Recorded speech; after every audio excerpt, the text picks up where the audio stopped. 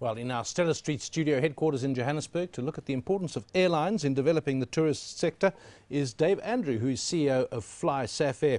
Dave, we can come back to some of the environmental issues around airports and big aeroplanes. Give us the context of your company, Flysafair, what the reach of your operation is and how that fits into what we want to be a growing tourist sector. Good morning, Dave. Thanks very much for the opportunity. Well, we launched Flysafair's ticket sales again in July, and we propose to start operating in the middle of October. And we would like to say that we're the first true low-cost airline to be operating in South Africa. Our fares are really low, so we're starting at $4.99 for a Johannesburg to Cape Town or Cape Town Johannesburg sector, and then a $3.99 fare for Cape Town to Port Elizabeth or George. So we think by providing these kind of fares, we hope to stimulate the whole new sort of portion of the travelling public, hopefully people that haven't travelled before. Yeah, of course, and if you're a foreign tourist flying domestically, that price goes down very sharply indeed in terms of the exchange rate.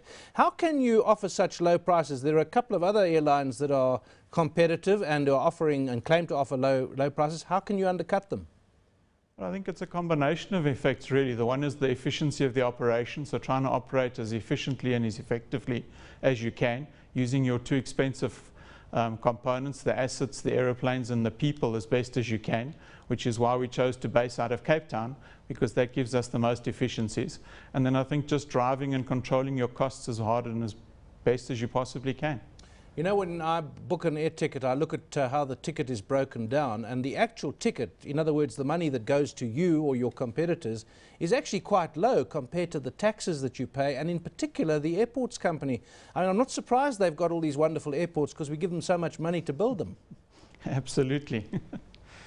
So, I mean, isn't this a problem? Your price that you mentioned there, $4.99, that's not what I'm going to pay. I'm going to pay a lot more than that because I've got to pay AXA. Well, the fare that we advertise includes the AXA charges, but you're right, the taxes and AXA charges on that are about 165 Rand.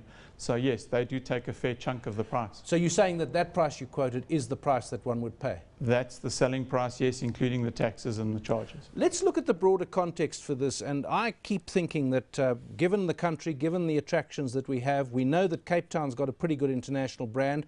I think Johannesburg and Durban are both underrated as destinations, but there are many places in South Africa that are underused as well.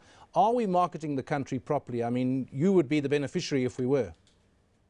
Well, I think there certainly is a lot of activity in marketing the country, and I agree with you. I mean, Cape Town is certainly the jewel of Africa, not just South Africa, so it certainly is one of the top destinations for most of the incoming international tourists.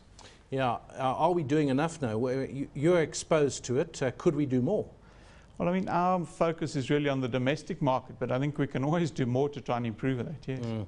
Let's look at the environmental issues that came up in that little package that we showed beforehand. I'm reminded a little bit of a comment made about the United Kingdom, where they don't have much space. So if you want to build anything, you've got to break something else down, or you've got to take wild, valuable wetlands or something like that. So, I mean, you're not necessarily involved with that particular debate, but it is an issue, isn't it? Local communities, big airports, lots of noise.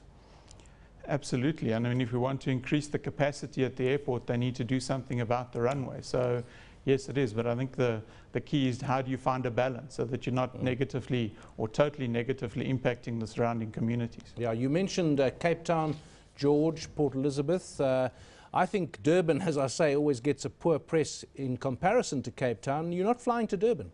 Not at this stage, Dave. Why not? Well, I mean, as I said, we're starting the operation out of Cape Town because of the efficiencies we get, and we'll look at adding some of the other destinations like East London and Durban a bit later as we get settled. Well, good luck to Flysafair with those very low prices that Dave has just mentioned. He is the CEO of Flysafair.